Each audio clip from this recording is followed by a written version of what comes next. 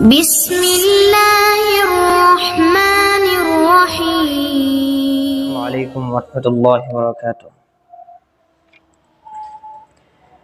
ان الحمد للہ نحمده ونستعینه ونستغفره ونعوذ باللہ من شرور انفسنا وسیئات اعمالنا، من يهده الله فلا مضل له ومن يضلله فلا هادي له، اشهد ان لا اله الا الله واشهد ان محمدا عبده ورسوله، اللهم صل على محمد وعلى آل محمد كما صليت على إبراهيم وعلى آل إبراهيم إنك حميد مجيد، من يطع الله ورسوله فقد رشد واهتدى، ومن يعص الله ورسوله فقد ضل وغوى، أما بعد فأعوذ بالله من الشيطان الرجيم، بسم اللہ الرحمن الرحیم،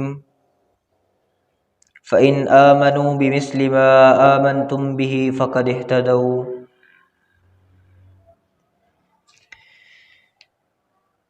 توحید کے اس مرکز میں پہلی دفعہ حاضری کا موقع ملا ہے۔ دعا ہے کہ اللہ تعالیٰ اس مرکز کو تا قیامت آباد فرمائے۔ دامے درہمے سخنے، جو لوگ بھی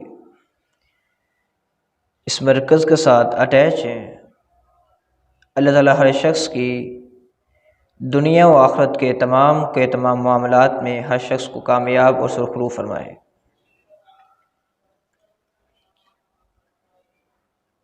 اللہ تعالیٰ نے اپنے قرآن مجید میں ہمارے ایمان کی کسوٹی، ہمارے ایمان کا معیار یہ بیان کیا ہے کہ اگر آپ اپنے ایمان کو پرکھنا چاہتے ہیں، تولنا چاہتے ہیں، چیک کرنا چاہتے ہیں، تو یہ ایک پیمانہ ہے، یہ ایک کسوٹی ہے، یہ ایک معیار ہے۔ اس معیار پہ اپنے ایمان کو تولنا ہے۔ ہاں، اگر تمہارا ایمان اس معیار کی پیروی کرتا ہے، اس معیار پہ پورا اترتا ہے، تو یقیناً تمہارے لیے خوشخبری ہے۔ لیکن اگر تمہارا ایمان اس کسوٹی پہ، اس پیمانے پہ، اس معیار پہ پورا نہیں اترتا، تو پھر تمہیں اپنے ایمان کی خیر منانی ہوگی۔ اللہ تعالیٰ نے جو ایک پیمانہ اور کسوٹی اور معیار بیان کیا ہے وہ یہ ہے، اللہ تعالیٰ فرماتا ہے فَإِنْ آمَنُوا بِمِثْلِ مَا آمَنْتُمْ بِهِ فَقَدِ اهْتَدَوْا۔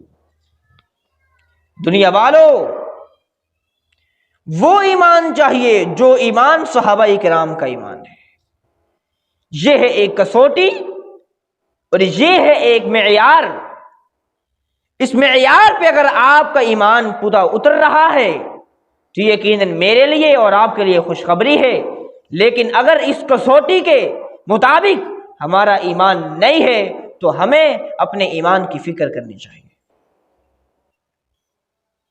اگر آپ اپنے ایمان کی قبولیت چاہتے ہیں تو وہ ایمان لے کے آنا ہوگا جو ایمان صحابہ کرام کا ایمان تھا۔ آپ صحابہ کرام کی زندگی کو دیکھ لیں، صحابہ کرام کی زندگی کی ایک ایک شک کو دیکھ لیں، آپ کو صحابہ کرام کی زندگی کی ایک ایک شک ایک معیار ملے گی اور بے انتہا بے مثال ملے گی اور لاجواب ملے گی۔ صحابہ کے ایمان کو چیک کر لیں، اللہ کی قسم آپ کو صحابہ کرام کا ایمان معیار ملے گا اور لاجواب ملے گا۔ آپ صحابہ کرام کے اخلاق کو دیکھ لیں، صحابہ کرام کا اخلاق آپ کو معیار ملے گا۔ آپ صحابہ کرام کی محبت کو دیکھ لیں، وہ محبت جو صحابہ کرام نبی علیہ الصلوۃ والسلام سے کیا کرتے تھے، اللہ کی قسم آپ کو وہ محبت بھی ایک معیار ملے گی۔ آپ صحابہ کرام کی اطاعت کو دیکھ لیں، وہ اطاعت جو صحابہ کرام نبی علیہ الصلوۃ والسلام کی کیا کرتے تھے، آپ کو وہ اطاعت بھی ایک معیار ملے گی اور لاجواب ملے گی۔ غور کریں کہ صحابہ کرام کے اندر جو خصلتیں ہیں، جو صفتیں ہیں، آج ہمارے اندر پائی جا رہی ہیں۔ صحابہ کرام کا ایمان چیک کریں، اس پہ اپنے ایمان کو رکھیں، ہاں اس ایمان کے مطابق میرا ایمان ہے، اچھی بات ہے، ورنہ اس ایمان کے مطابق ہمیں اپنا ایمان کرنا ہوگا۔ صحابہ کرام کا ایمان چیک کر لیتے ہیں، کیسا ایمان تھا ان کا۔ نبی علیہ الصلوۃ والسلام کی کوئی ایک حدیث، کوئی ایک نصیحت، کوئی ایک بات عقل کے مطابق ہوتی یا عقل کے خلاف ہوتی، صحابہ کرام یہ نہیں سوچتے تھے، یہ بات عقل تسلیم نہیں کرتی، ہماری عقل میں نہیں آ رہی، ذہن قبول نہیں کرتا، اس بات کو مان کے کیا کریں گے؟ نہیں، وہ بات مانیں گے جو بات عقل تسلیم کرتی ہوگی۔ نہیں، یہ صفت صحابہ کرام میں نہیں تھی، بلکہ اللہ کے پیغمبر کی بات عقل کے مطابق ہو یا عقل کے خلاف ہو، ہر بات صحابہ کرام اپنی زندگی کے اندر ڈھال دیا کرتے تھے۔ نبی علیہ الصلوۃ والسلام سے یہ محبت ہے اور یہ عقیدت کی ایک دلیل ہے۔ آپ غور کر لیں، نبی علیہ الصلوۃ والسلام نے ایک دن سیدنا علی رضی اللہ تعالی عنہ کو اور دیگر دو صحابہ کو بلایا اور فرمایا کہ اے میرے صحابہ، تم چل پڑو، اتنا چلو حتیٰ کہ روضہ خاک ایک وادی کا نام ہے، اس وادی پہ پہنچ جاؤ۔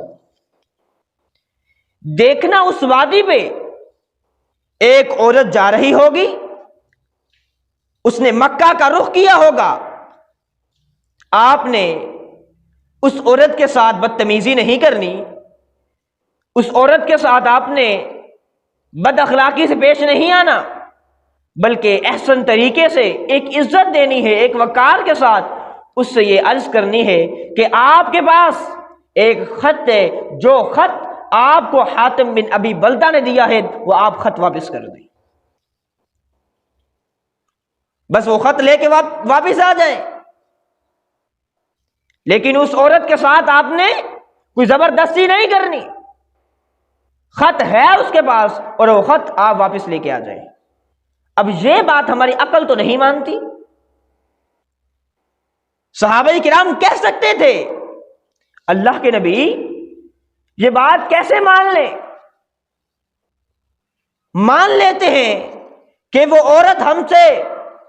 عورت کے پاس خط ہے، اس عورت کے پاس، وہ عورت ہم سے پہلے چل چکی ہے، پتہ نہیں وہ کہاں پہنچ گئی ہے، ہم بعد میں چلیں گے تو اس سے پہلے روضہ خاک پہ پہنچ جائیں گے، وہ کون سے رستے پہ چل رہی ہے، ہم کون سے رستے پہ چلیں گے؟ اللہ کے نبی یہ بات نہیں عقل میں نہیں آتی، آپ کو خط کی خبر کس نے دی؟ یہ بات عقل تسلیم نہیں کرتی۔ صحابہ کرام نے یہ سوال نہیں کیا، بلکہ اس حدیث پہ عمل کرتے ہوئے، اللہ کے پیغمبر کی بات پہ عمل کرتے ہوئے چل پڑتے ہیں اور روضہ خاک پہ پہنچ جاتے ہیں، دیکھتے ہیں کہ روضہ خاک پہ ایک عورت جا رہی ہے۔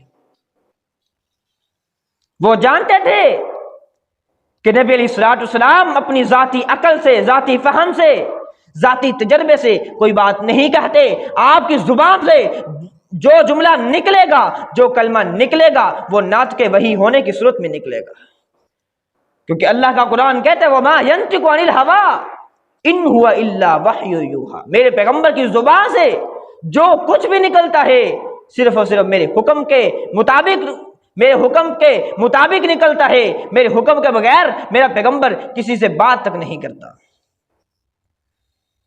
حضرات، صحابہ کرام کا ایمان چیک کریں، دیکھتے ہیں کہ روضہ خاک پہ ایک عورت جا رہی ہے، اونٹنی پہ سوار ہے، اس نے مکہ کا رخ کیا ہوا ہے، اس کو پکارتے ہیں اور کہتے ہیں کہ اے خاتون، آپ کے پاس صرف ایک خط ہے، وہ خط جو آپ کو حاتم بن ابی بلتہ نے دیا ہے آپ وہ خط واپس کر دیں، بس ہمارا آپ سے کسی بھی نقطے پہ اختلاف نہیں ہے، وہ خط واپس کر دیں، آپ اپنے رستے پہ ہم اپنے رستے پہ۔ وہ عورت کہتی ہے کہ میرے پاس کوئی خط نہیں ہے، لیکن یہ صحابہ کرام اصرار کرتے ہیں کہ آپ کے پاس خط ہے، کیونکہ آپ کے خط کی اطلاع ہمیں نبی علیہ الصلوۃ والسلام نے دی ہے۔ وہ عورت کہتی ہے اگر آپ کو یقین نہیں آتا کوئی بات نہیں، آپ میری تلاشی لے لیں۔ صحابہ کرام نے تلاشی لی لیکن خط نہ ملا، دوبارہ گہرے طریقے سے تلاشی لی مگر خط نہ ملا، بار بار تلاشی لی، خط نہ مل سکا۔ اب عورت کہتی ہے میں نے آپ کو کہا تھا نا کہ میرے پاس خط نہیں ہے، آپ نے میرے اونٹ کی کوہان چیک کر لی، میرا سارا کا سارا سامان ایک ایک کر کے چیک کر لیا، آپ کو خط نہیں ملا، اب مجھے جانے دیں، مجھے لیٹ ہو رہی ہے، میں اپنے کے ہدف پہ پہنچنا ہے، اپنی منزل پہ پہنچنا ہے، میرا جو ہدف ہے جو ٹارگٹ ہے اس پہ پہنچنا ہے، اس پہ مجھے دیر ہو رہی ہے، اس لیے آپ مجھے جانے دیں۔ صحابہ کرام کہتے ہیں ہماری عقل تو یہ کہہ رہی ہے کہ تیرے پاس خط نہیں ہے، لیکن ہمارا ایمان یہ کہتا ہے کہ خط تیرے پاس ہے، کیوں؟ کیونکہ تیرے پاس خط ہونے کی اطلاع ہمیں نبی علیہ الصلوۃ والسلام نے دی ہے۔ کیا ایمان ہے؟ وہ عورت کہتی ہے میرے پاس خط نہیں ہے۔ صحابہ کرام نے کہا سن لے، خط تو تیرے پاس ہے، پیار سے خط دے دے، اگر تو خط نہیں دے گی تو پھر ابھی تو دیکھنا تیرے ساتھ ہم کیا حشر کریں گے، تجھے ننگا کر کے اتنی تلاشی لیں گے حتیٰ کہ تیری شرمگاہ کی بھی تلاشی لیں گے، خط پیار سے دے دے، اگر نہیں دے گی ابھی تجھے ننگا کر دیں گے۔ جب اس عورت نے دیکھا کہ یہ تو وہ قوم ہے جو نبی علیہ الصلوۃ والسلام کے ایک اشارے پہ اپنی جانوں کے نذرانے پیش کرتی ہے، لگتا ہے مجھے اب خط واپس کرنا ہوگا۔ اس عورت نے اپنے بالوں کی میڑیوں میں سے خط کو نکالا اور سیدنا علی رضی اللہ تعالیٰ عنہ کے ہاتھ میں تھپا دیا۔ یہ ہے ایمان، صحابہ کا رسول اللہ پہ ایمان یہ ہے۔ اور ہم آج اپنا ایمان چیک کریں، آج ہمارا نبی علیہ الصلوۃ والسلام پہ کتنا ایمان ہے؟ کیا یہ ایمان اور ہمارا ایمان برابر ہے؟ ہمارا ایمان اس ایمان کی ترجمانی کرتا ہے؟ یہ کسوٹی ہے، یہ معیار ہے جس پہ ہمارا ایمان کو پرکھا جائے گا۔ اگر ہمارا ایمان اس کے برابر ہے تو ٹھیک ہے، نہیں تو ہمارے ایمان کی اصلاح ہوگی اور اس کسوٹی کے مطابق کیا جائے گا۔ آپ غور کریں سیدنا ابوبکر صدیق رضی اللہ تعالی عنہ کو صدیق کا لقب کیوں ملا؟ صرف اور صرف اس وجہ سے ساری کی ساری دنیا انکار کر رہی تھی۔ اس وقت صدیق اکبر نے کہا تھا او لوگوں عقل تو نہیں مانتی، ایک شخص راتوں رات مکہ سے بیت المقدس گیا، وہاں انبیاء سے ملاقات ہوئی، پھر پہلے آسمان پہ، دوسرے پہ، تیسرے پہ، چوتھے پہ، پانچویں پہ، چھٹے پہ، ساتویں پہ، حتیٰ کہ اس سے بھی اوپر گیا، پھر رات واپس بھی آ گیا، رات باقی تھی آ کے سو بھی گیا۔ عقل تو نہیں مانتی؟ ہاں اگر میرے پیغمبر نے فرمایا ہے تو میرا ایمان ضرور مانتا ہے۔ یہ ہے ایمان، یہ ہے کسوٹی، یہ ہے معیار۔ اس ایمان کے مطابق اپنا ایمان کیجئے تو نجات ہے، ورنہ ہمارے ایمان کی قبولیت نہیں ہے۔ آپ صحابہ کرام کی محبت کو دیکھ لیں، جو محبت صحابہ کرام نبی علیہ الصلوۃ والسلام سے کیا کرتے تھے، انتہا درجے کی محبت اور لاجواب محبت ہے۔ آپ غور کر لیں صلح حدیبیہ کے موقع پر جب نبی علیہ الصلوۃ والسلام 1400 صحابہ کو لے کر عمرہ کرنے کے لیے آ رہے ہیں، حدیبیہ کے کنویں پہ آپ رکے ہیں، ایک اخلاقی طریقہ کار اختیار کرتے ہوئے اللہ کے پیغمبر صحابہ کرام کو یہ سمجھاتے ہیں کہ ہم ایسا کرتے ہیں، سیدنا عثمان کو بھیج دیتے ہیں عمرے کی اجازت کے لیے، سب نہیں جاتے۔ اسی طرح ہوا، نبی علیہ الصلوۃ والسلام نے سیدنا عثمان غنی رضی اللہ تعالیٰ عنہ کو بھیج دیا، آپ عمرے کی اجازت لے کے آئے، اور یہ بھی کہنا ہم لڑنے کے لیے جھگڑنے کے لیے نہیں آئے، نہتے ہیں، ہمارے اوپر جو احرام کی چادریں ہیں اس بات کی دلیل ہے کہ ہم نہتے ہیں اور لڑائی کرنے کے لیے نہیں آئے، بس عمرہ کریں گے اور عمرہ کر کے واپس چلے جائیں گے۔ نبی علیہ الصلوۃ والسلام نے جب سیدنا عثمان کو بھیجا، مکہ والوں نے یہ افواہ پھیلا دی اپنی ایجنسیوں کے ذریعے کہ سیدنا عثمان کو شہید کر دیا۔ اب نبی علیہ الصلوۃ والسلام نے کہا کہ میں اپنے عثمان کا بدلہ لوں گا۔ سارے کے سارے 1400 صحابہ نے نبی علیہ الصلوۃ والسلام کے ہاتھ میں بیعت کی۔ یہ محبت کی دلیل ہے۔ یہ نہیں سوچا ہاتھوں میں کچھ نہیں ہے، لڑنے کے لیے کچھ نہیں ہے، ہمارے ہاتھوں میں نہ تلواریں ہیں نہ نیزے ہیں، نہ ہمارے ہاتھوں میں کچھ ہے، نہ جنگ جو ہمارے پاس لباس ہے جس کے ذریعے ہم اپنی حفاظت کر سکیں گے، نہیں، بلکہ نبی علیہ الصلوۃ والسلام کی محبت میں اپنی جانوں کے نذرانے پیش کرتے ہوئے نظر آتے ہیں۔ یہ ہے محبت۔ اسی طرح مکہ والوں نے عروہ بن مسعود کو بھیجا، آپ ایسا کریں کہ نبی علیہ الصلوۃ والسلام سے بات چیت کر کے آئے۔ عروہ بن مسعود آیا، بہت چیزیں نوٹ کی، جب واپس گیا مکہ والے سارے کے سارے انتظار میں تھے عروہ بن مسعود کب آئے اور کب ہمیں خبر دے کہ محمد اور محمد کے ساتھیوں نے اس کے ساتھ کیا سلوک کیا صلی اللہ علیہ وسلم۔ عروہ بن مسعود کہتے ہیں لوگو، جو بنا جو نہیں بنا وہ بعد میں بتاؤں گا، پہلے یہ بتاتا ہوں کہ میں کیسر سے بھی مل چکا ہوں، کسرا سے بھی مل چکا ہوں، حبشہ کے بادشاہ نجاشی سے بھی مل چکا ہوں، دنیا کے حکمرانوں کے ساتھ میری دوستی ہے، میری ملاقاتیں ہیں، لیکن آج تک میں نے ایسی رعایا نہیں دیکھی جو اپنے حاکم کا، اپنے حکمران کا، اپنے وڈیرے کا اتنا احترام کرتی ہو جتنا اصحاب محمد کا کرتے ہیں صلی اللہ علیہ وسلم۔ اور مثال دیتا ہے، کہتا ہے لوگوں میں نے دیکھا ان تنخب نخامتن، وہ آپ کے جسم سے نکلنے والے پسینے کا ذکر نہیں کرتا، آپ کی زبان سے نکلنے والے لعاب کا ذکر نہیں کرتا، آپ کی تھوک کا ذکر نہیں کرتا، ان تنخم نخامتن، کہتے ہیں لوگوں میں نے دیکھا محمد کا ناک بہ پڑا صلی اللہ علیہ وسلم۔ جب میں نے دیکھا کہ محمد کا ناک بہا، ناک سے نکلنے والی چیز کو بھی صحابہ نے زمین پہ نہ جانے دیا، بلکہ اپنے ہاتھوں پہ لے کے اپنے چہرے پر اور اپنے جسموں پر مسل لیا۔ کیا ہماری محبت اس محبت کی ترجمانی کرتی ہے؟ یہ کسوٹی ہے محبت کی، یہ ایک معیار ہے محبت کا۔ اگر ہماری محبت اس معیار پہ اترتی ہے تو خوش بختی ہے ہمارے لیے، خوش قسمتی ہے ہمارے لیے۔ اگر ہماری محبت اس معیار پہ نہیں اترتی پھر ہمیں اپنی اصلاح کرنی ہوگی، کیونکہ ہماری محبت تب قبول ہوگی جب صحابہ کرام کی محبت جیسی ہماری محبت ہوگی۔ یہ ایک معیار ہے، ایک کسوٹی ہے۔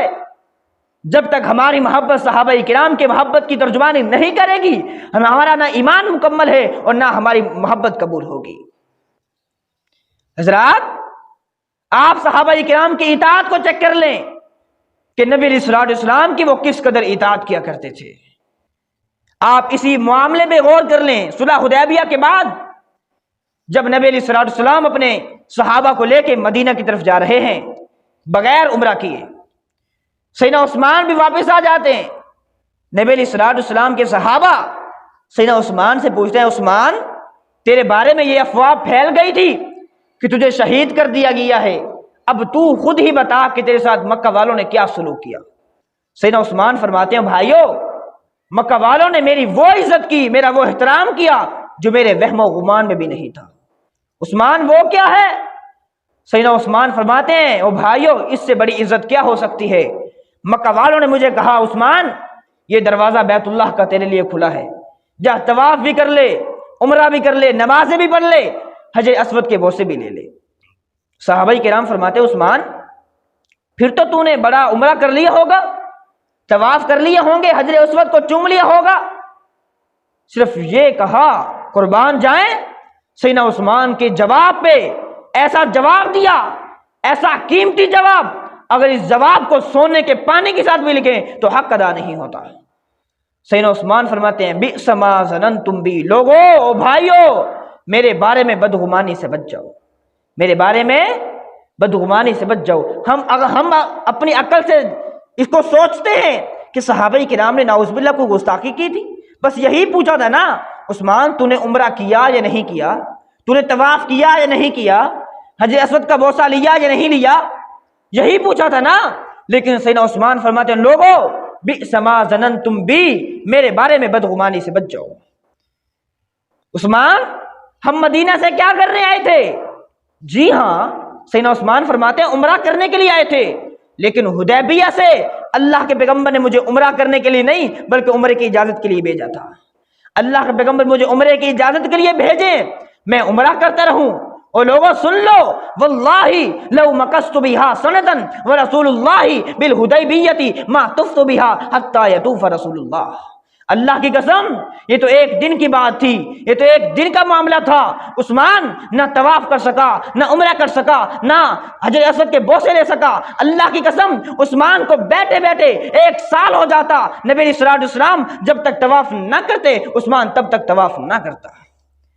حضرات، یہ ہے اطاعت۔ کیا ہماری اطاعت اس اطاعت کی ترجمانی کرتی ہے؟ اگر کرتی ہے تو خوش بختی ہے، خوش قسمتی ہے، ورنہ ہمیں اپنی اطاعت کی بھی اصلاح کرنی ہوگی۔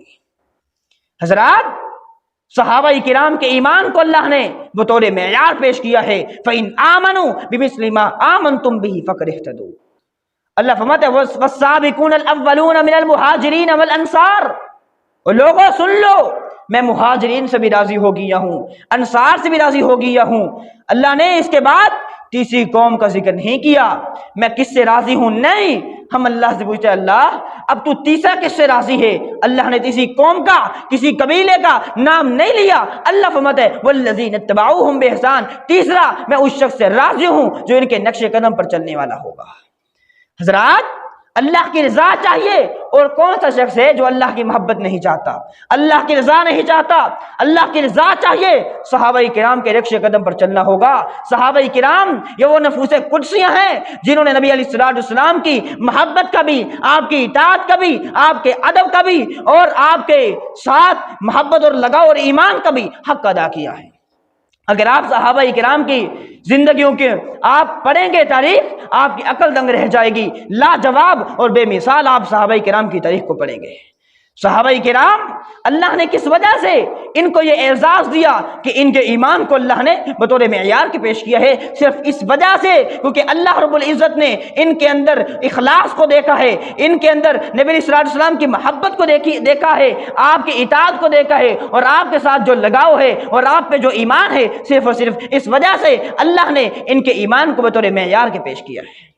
ان کے ایمان کو ایک کسوٹی اور معیار بنایا ہے۔ دنیا والوں، اس معیار پہ پورے اترو گے، تمہارا ایمان بھی قبول ہے، تمہاری عبادات بھی قبول ہے، ورنہ اپنے عبادات کی اور اپنے ایمان کی خیر بنائی جائے۔ اقول قولی ھذا واخر دعوانا ان الحمد للہ رب العالمین۔